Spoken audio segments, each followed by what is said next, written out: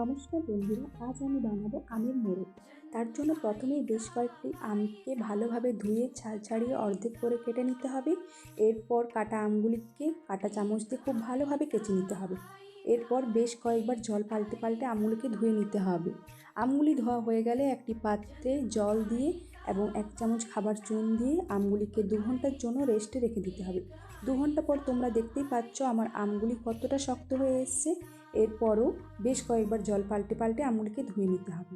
এরপর একটি কড়াই 300 গ্রাম চিনি এবং পরিমাণ মতো জল দিয়ে দিতে হবে। চিনিটা ভালোভাবে মিশে গেলে এরপর সুন্দর ফ্লেভারের জন্য 2টি এলাচ দিয়ে দিয়েছি এবং বেশ কিছুক্ষণ নাড়িয়ে নেওয়ার পর আমগুলি দিয়ে দিলাম এবং 25 মিনিটের মতো মিডিয়াম ফ্লেমে ফুটিয়ে নিতে হবে। তো তোমরা দেখতেই পাচ্ছ আমার রেডি হয়ে গেছে আমের মোরব্বাটা। তো আমার রেসিপিটি যদি ভালো লাগে অবশ্যই কমেন্ট করে জানিও। আজকের মতো এখানে, আবার দেখা হচ্ছে পরের কোনো ভিডিওতে। টাটা।